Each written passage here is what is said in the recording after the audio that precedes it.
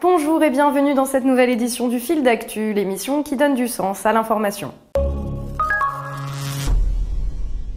Samedi 24 novembre, les Gilets jaunes étaient en action dans toute la France. Rassemblements, barrages filtrants, opérations péage gratuits, autant de moyens de protester contre une politique gouvernementale déjà perçue en juillet dernier comme injuste et inefficace par 2/3 des Français.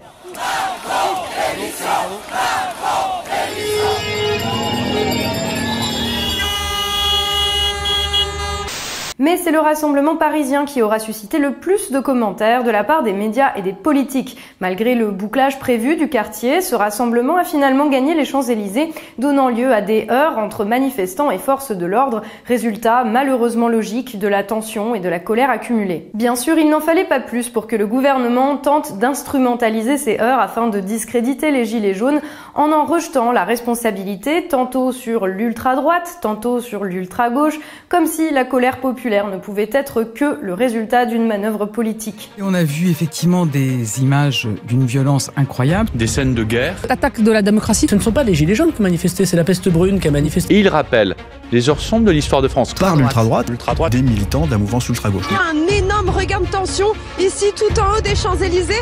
Regardez, ils lancent aussi des bombes artisanales, des bombes agricoles, ce à quoi les policiers répliquent par des bombes lacrymogènes. Regardez ici, il est très difficile de respirer. C'est totalement faux. Il n'y a pas de bombe artisanale. Je vois pas de... Regardez, est-ce que vous voyez qu'on est armé? Pas du tout. Monsieur, vous, pourquoi est-ce que vous êtes là aujourd'hui? Pourquoi on est là aujourd'hui? Oui. Mais vous n'en avez pas marre de payer? Dès que je sors de chez moi, je paye. On constate qu'il y a 200 à 300 militants ultranationalistes, d'ultra-droite, qui sont les instigateurs. Ça a duré toute la journée. Il y avait à peu près 3000 policiers mobilisés. Pourquoi ça a duré aussi longtemps ?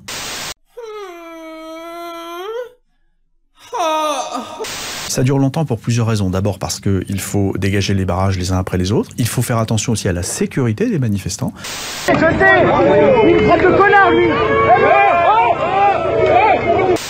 Pourtant, les faits semblent donner tort à ces versions. Sur la centaine de personnes interpellées au cours de la journée, aucune ne correspond au profil ultra politisé décrit pour effrayer les gens. Avec l'équipe du Fil d'Actu, nous étions sur les Champs-Élysées ce samedi. Et on ne va pas vous mentir, nous y avons vu des barricades, des poubelles en feu et des échanges de projectiles. Tout comme nous avons vu des gilets jaunes protéger des vitrines ou indiquer à des touristes ou à des automobilistes égarés comment éviter les zones à risque. Voilà, on ramasse ce que les casseurs ont fait. Bravo! On fait les choses propres pour l'instant.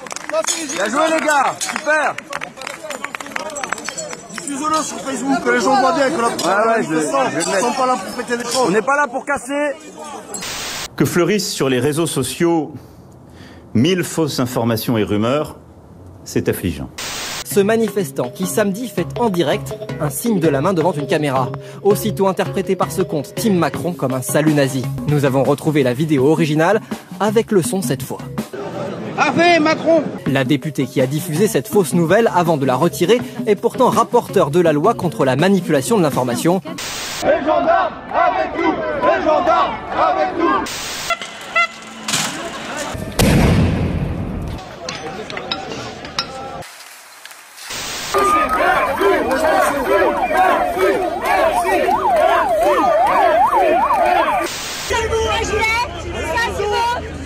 Des armes contre un blouson, y a rien là, y a pas de cailloux, y a pas de pavés, y a pas de couteau, y a même pas de haine.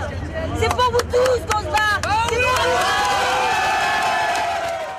Des comportements forcément divers, tout simplement liés au caractère hétérogène d'un mouvement inédit, dépassant très largement les étiquettes politiques traditionnelles. À ce titre, on peut se demander si les véritables responsables de la situation ne sont pas tout simplement ceux qui s'avèrent incapables aujourd'hui de répondre à la détresse exprimée par les Français. Là, il faut prendre des mesures pour la population, pour qu'on vive dignement. Est-ce que c'est normal de travailler 40 heures et de pas pouvoir boucler la fin du mois, monsieur? Je vous le demande, Est-ce que c'est normal dans un pays comme la France?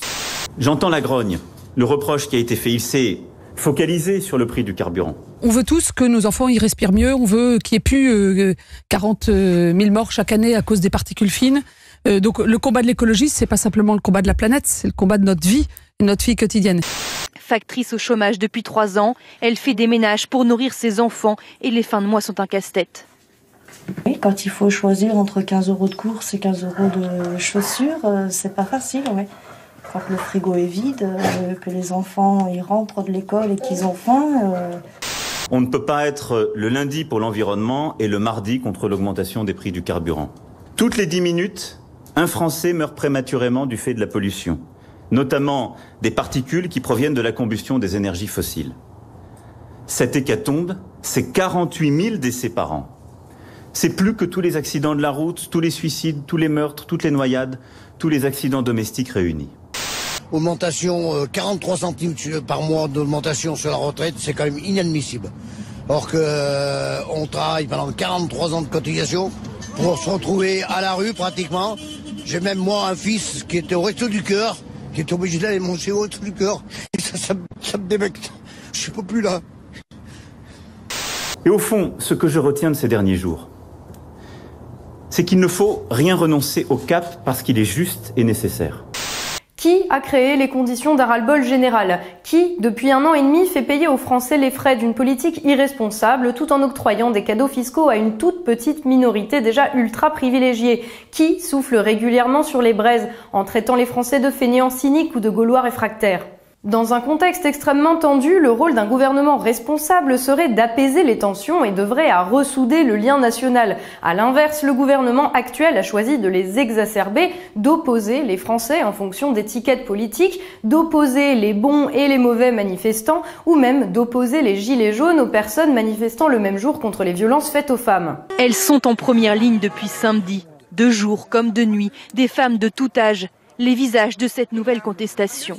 La plupart de celles qui enfilent ce gilet jaune sont des femmes au salaire ou à la retraite peu élevée. Pourquoi une telle attitude? Sans doute tout simplement parce que le mouvement des Gilets jaunes effraie nos dirigeants. Car pour la première fois depuis longtemps, des Français de tous horizons et de tous bords politiques se parlent, échangent sur leur vécu et se rendent compte qu'ils ont plus en commun que ce qu'on voudrait leur faire croire. Aujourd'hui, ce que vous avez fait bien, Monsieur Macron, c'est que vous avez ramené un des 3 mots de la Constitution française, la fraternité.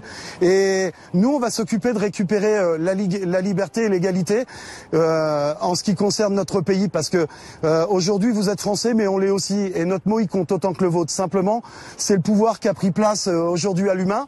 Et grâce à vous, l'humain est retourné dans la rue. On s'engueule tous les jours, on se fâche tous les jours, on n'est jamais d'accord. On a dans les Gilets jaunes des gens d'extrême gauche, des gens d'extrême droite et du parti du centre, du parti socialiste et du parti républicain. Et tous les jours, on arrive à parler politique en s'engueulant et en s'embrassant, ce qui n'est pas arrivé depuis 40 ans. Et je pense que ça, c'est que le début.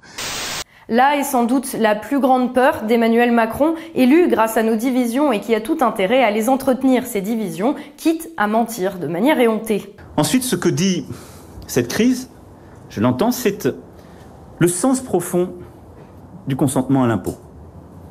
J'entends partout les gens dire « Nous, on a trop de taxes, trop d'impôts. Nous nous y retrouvons plus. Le compte n'y est plus. » Là où je dis qu'il y a beaucoup de démagogie, c'est que si les responsables politiques, syndicaux, sociaux, patronaux ne font pas de la pédagogie, plus personne ne la fera. On a loupé quelque chose dans l'explication, la pédagogie. Je crois qu'il faut faire toujours plus de pédagogie. Je veux moins de taxes, je veux moins d'impôts, et je suis prêt à payer. C'est là où il y a deux... Je veux moins de taxes, je veux moins d'impôts, mais attendez. Moi, ce que je trouve excellent, c'est que on va encore taper sur la classe moyenne, sur les gens qui n'ont pas d'argent, alors que on a enlevé l'ISF. J'ai pas les chiffres exacts, je suis pas politicien, je suis pas journaliste, j'ai pas tout ça. C'est 120 milliards d'évasion fiscale. Alors, si on veut chercher l'argent, faut peut-être aller le chercher où il est. Il faut pas aller prendre à quelqu'un qui gagne ce que je gagne moi.